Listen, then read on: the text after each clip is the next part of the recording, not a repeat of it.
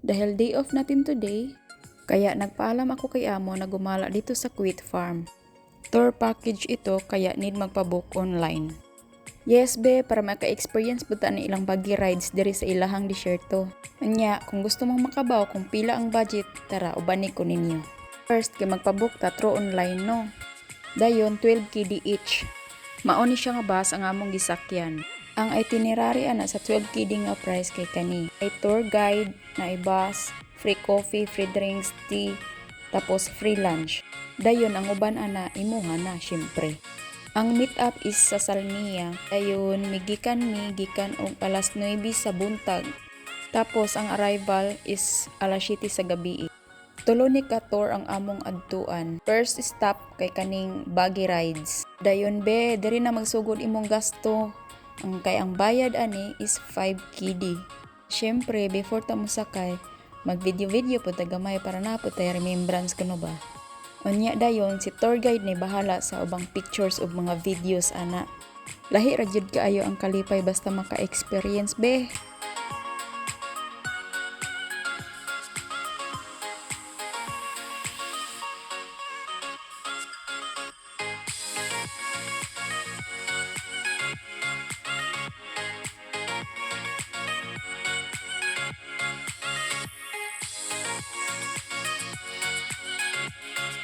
Okay kaayo nga nasakpan pa namo ang mga camel nga wa pa pang buhi.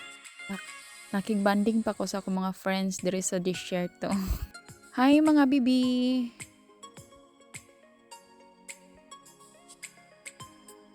Sulit na kaayo ang 5 KD nya 1 hour ang imuhang rides. Nya kat-kat tagamay ari ilahang bungtod.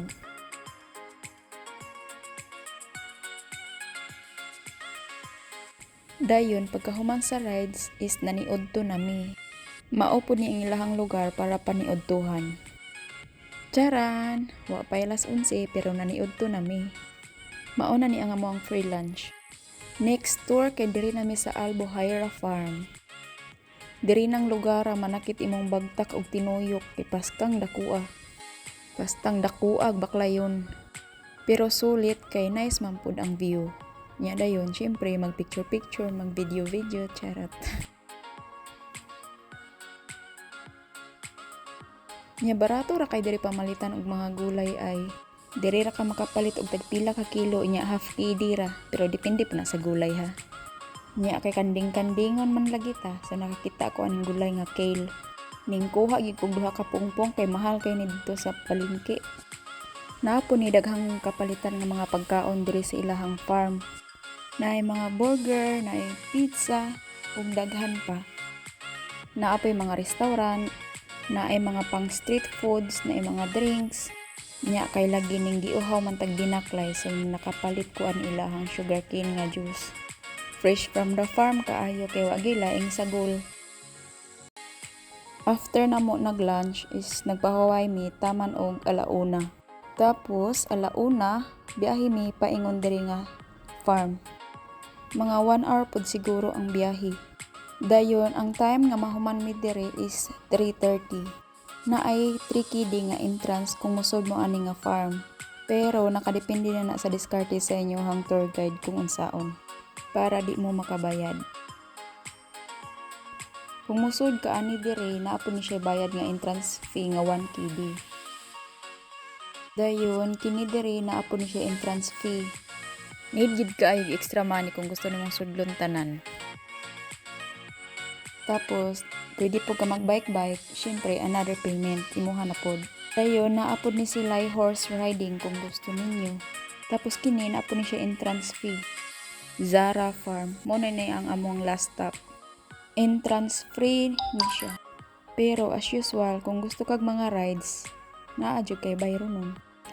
1,700 or 1,750 KD ang mabayad ani kung sakay ka ni ilahang pato-pato.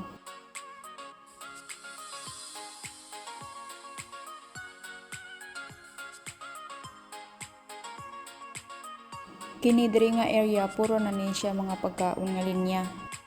Okay kaayong magpakabusog diri basta daghan jud kag extra money. Nadugay na mong tinuyok, gigutom, ni kaon.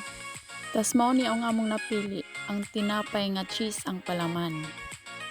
Pre-entrance ra ang among pagsudere kay wala na daw katong bitin. Pero katong naab daw to is 1 KD. Lingaw kay ko aning bao nga murag siminto. Kaingon kog duwaan tinuod man gyud ay paskang bugata. Para sa kuha, sulit kayo ang tibok adlaw nga laag. Sa views, sa experience, sa amount, worth it gyud kaayo. Best moment nga laag this early year 2024. 5:30 mining gikan og biyahe, naabot mi og alas 7. Sakto pa gyud ang tulog samtang gabiyahe. Hantod sa sunod laag, bye-bye.